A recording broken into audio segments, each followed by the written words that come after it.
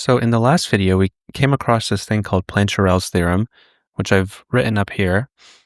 And I want to, in this video, sort of derive it based off of this other theorem called Dirichlet's theorem. So this is also a very non-trivial theorem. And the goal here is to use this theorem that says that any function f of x on the interval from minus a to a can be expanded in this way as a sort of combination of sine and cosine waves. We want to use that fact to derive this relationship here between f of x and f of k, which is its Fourier transform, which we know. So the first step I'm going to take is to rewrite Dirichlet's theorem in terms of an exponential rather than sine and cosine.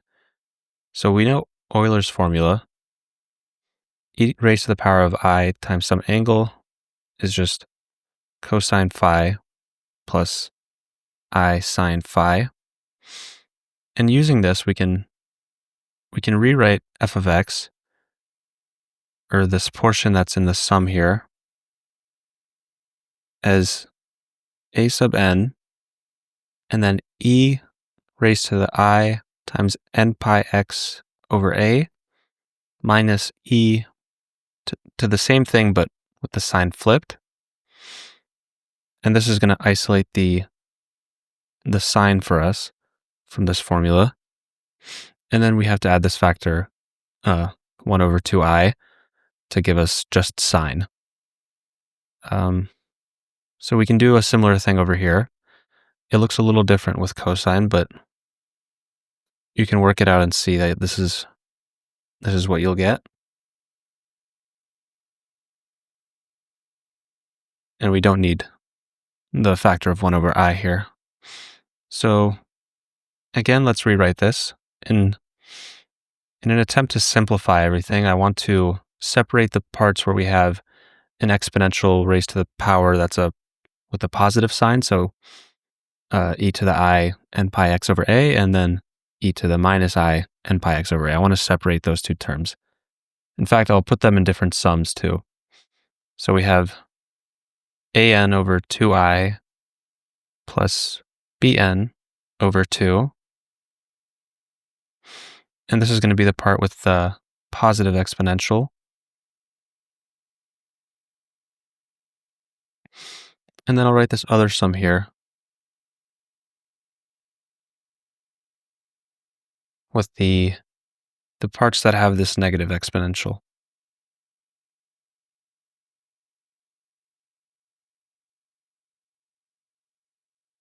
And the reason for this is because now we can re-express what we have over here. Actually, you know what? Let's just make this a little nicer before we go and do that. So this is actually b of n minus I a sub n over 2, because 1 over I is equal to minus I. So it's a nice little identity there. And then we do the same thing over here to make it look a little better. We have b n plus I a n over 2. E minus I n pi x over a. So I want to take a look at this sum and try to make it look more like this sum over here in terms of this exponential. I want to get rid of this minus sign. And the way we can do that is, instead of counting from n equals 0 to positive infinity, we can go to minus infinity. And that's going to change our coefficients here, but it's also going to change our exponential. So we're going to get this sum to minus infinity from n equals 0. And then we have to put b minus n here. And we do the same thing for a. But this exponential now is positive. And the reason I wanted to do that is because now I want to combine our sums yet again. So now what we can do is just say we have a sum instead not from 0 to positive infinity, but from minus infinity to positive infinity.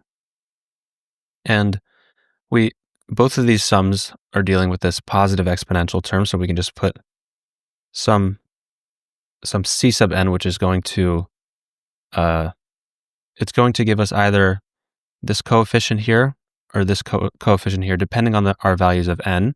And this is just a nice way to condense our notation. But then we can just put this positive exponential over here. So c of n is going to be equal to, based on the way we define things here, it could be b sub n minus I a n over 2. And that's going to be when n is greater than 0, because that's what we have in this left sum here. So if n is greater than 0. And now if n is equal to 0, then both these exponentials are just going to return 1. And we can add our two coefficients here to find out that we're just going to get b sub 0 if n is equal to 0. But now if n is less than 0, we have the coefficient that we had on the right-hand side, where we were working with the minus exponential. And this is our c sub n.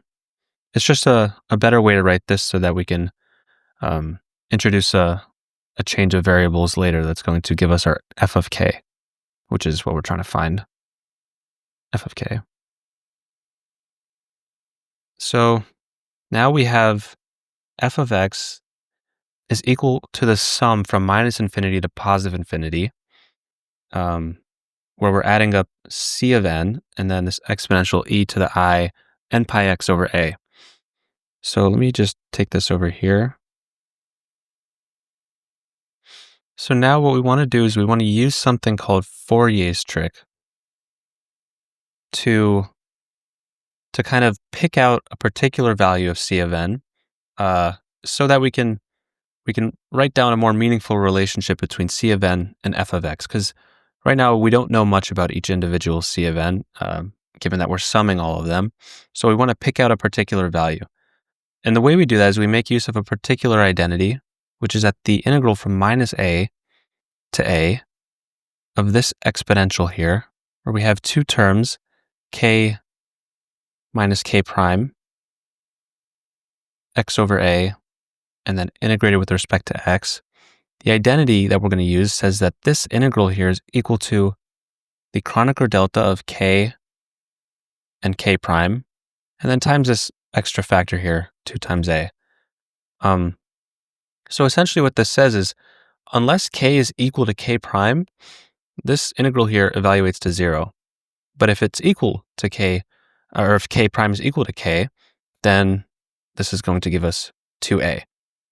And that's what this Kronecker delta here is really saying. So, for example, the Kronecker delta of I and j takes on two values. One if I is equal to j, and 0 if I is not equal to j. So how can we use such an identity to figure out something about c of n? Well, we can choose a particular m, which is going to correspond to a particular c sub m, and we can multiply both sides of our equation here by e to the, not I, but minus I, m pi x over a, right? We can multiply both sides by this exponential, and then we can integrate. And we're going to integrate from minus a to a. So we can pull out the sum on the right-hand side here.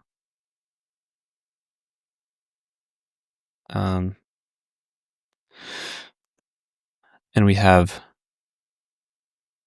minus a to a of e I n minus m pi x over a dx. So now we use this identity here, which says that it's equal to this Kronecker delta. So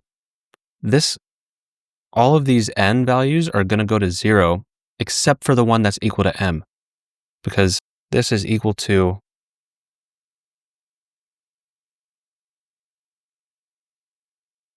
c sub m, or n, times the Kronecker delta of n m times 2a. So what this does for us is it just picks out a particular m value. And this is just simply going to give us C sub m times 2a. And now we just set it equal to what we initially had, which is this integral.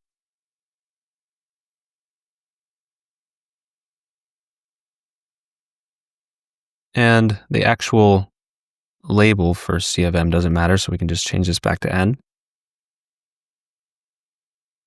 So we have that C of n is equal to 1 over 2a times the integral from minus a to a of f of x e minus I n pi x over a integrated with respect to dx.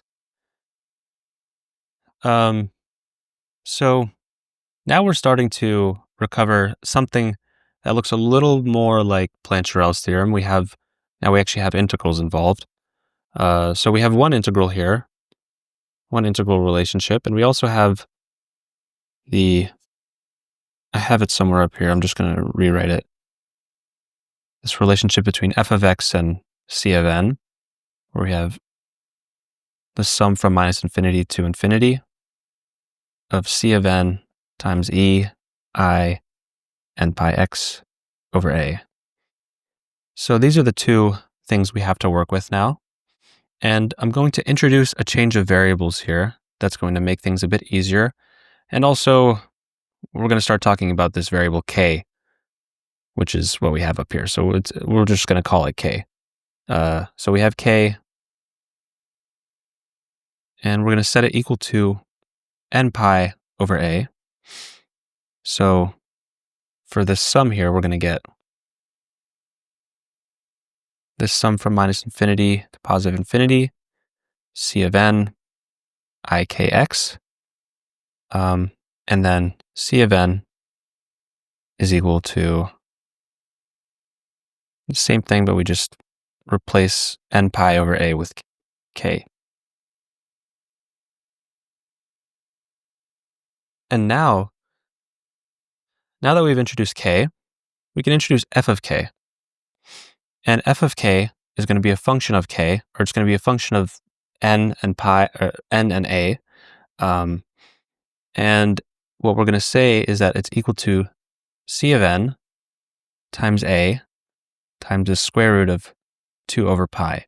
And this right here is just so we get that nice factor 1 over the square root of 2 pi on either side when we actually complete the theorem. So that's where this comes from. So now let's re-express c of n in terms of our f of k. And we have pi over 2, 1 over a, f of k. And now let's rewrite our sum here. We're going to rewrite this in terms of f of k.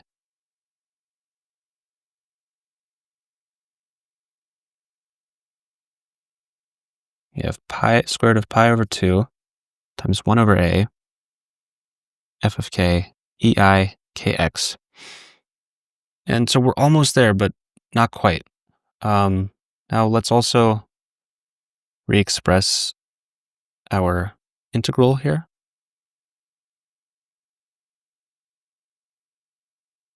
One over 2a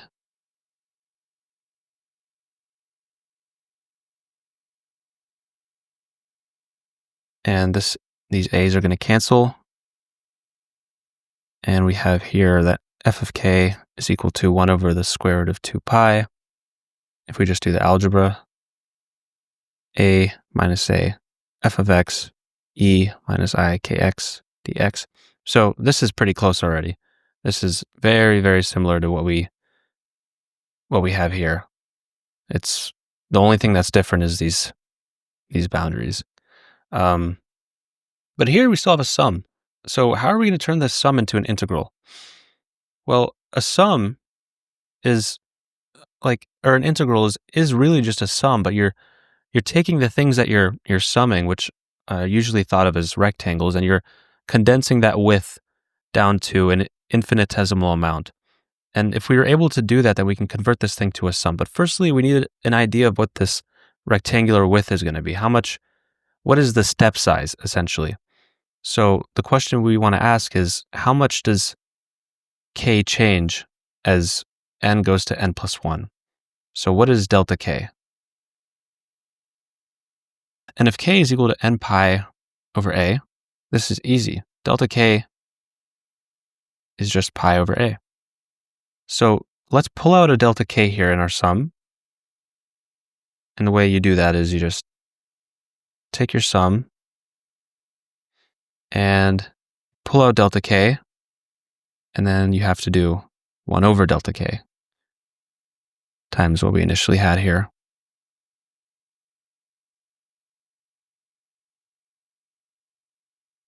Now, delta k is equal to pi over a, so 1 over delta k is equal to a over pi. And rewriting this,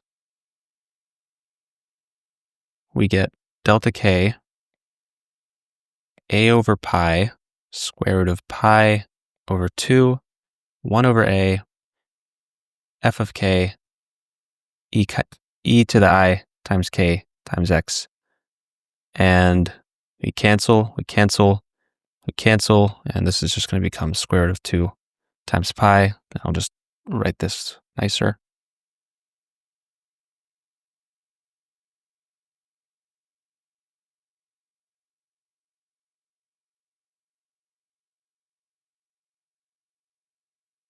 Okay, so let me bring this down because we're almost at the finish line. Because this is one part of the thing we're trying to get. So what's the final step? Well, we have this delta k here, and we have this sum. We'd like this delta k to become a differential. And at the same time, we want these boundary terms to go to infinity, because that's the relationship we have with Plancherel's theorem. So what we can do is just take a to infinity. Because if delta k is equal to pi over a, as a goes to infinity, this delta k just becomes dk, becomes a differential term, and this sum becomes an integral. And at the same time, this integral over here goes from minus infinity to positive infinity. And what we get is our Plancherel's theorem.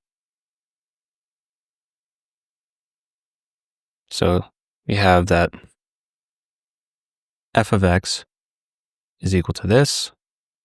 But not only that, you need these two things together to establish a relationship both ways. We have f of k is equal to 1 over square root of 2 pi,